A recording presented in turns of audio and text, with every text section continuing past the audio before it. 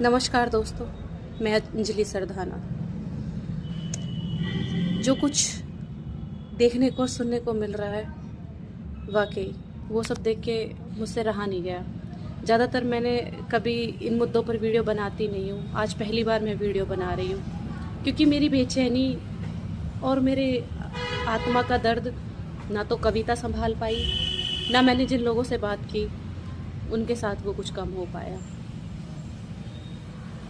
हम कहाँ से और कहाँ तक क्या क्या सुधार सकते हैं। मैं हमेशा बात करती हूँ कि हम लोगों के अंदर की इंसानियत बचा लेंगे, हम संस्कृति बचा लेंगे, हम औरतों का मुद्दा उठाते हैं, हम अपनी देश में औरतों को बराबरी का दर्जा दिला देंगे, हम सब धर्मों को एक कर देंगे।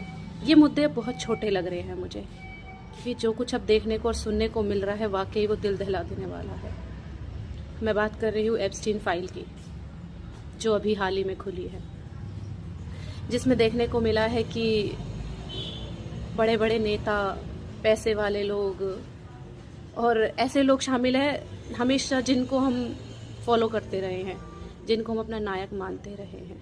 अगर वो नायक ही पद से भ्रष्ट हो जाएंगे तो जनता कितनी पथभ्रष्ट हो जाएगी। यही सोचकर मेरा दिल बहुत डरा जा रहा है।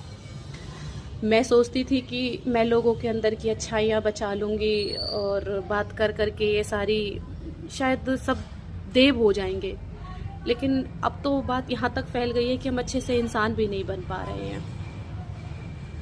सोचिए आप लोग, हमारा अंत कितना भयानक होने वाला है। वाकई लग रहा है अब दुनिया अपने अंत की ओर है। क्या ये मुद्दा हमारे सच में चुप बैठने का है?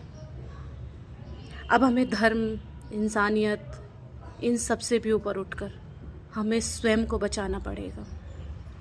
कैसे कैसे मुद्दे जो देखने को मिल रहे हैं, दिल्ली देश की राजधानी, वहीं से लड़कियां और बच्चियां गायब हो रही हैं। सोचिए कितना और क्या सही कर पाए हैं हम लोग।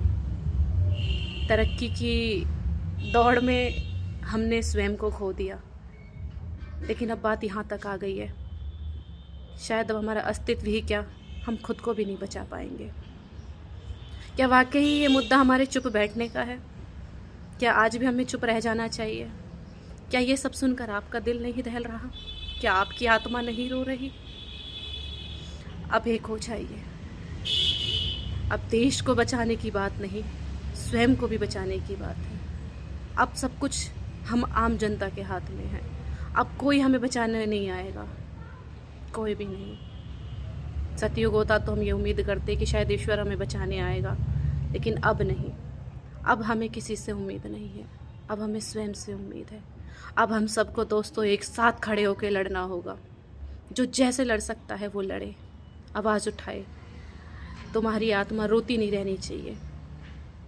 हम सब में वो जज्बा है जो हम सोचते हैं कि कोई और कर देगा, कोई नहीं करेगा। शुरुआत आप करोगे।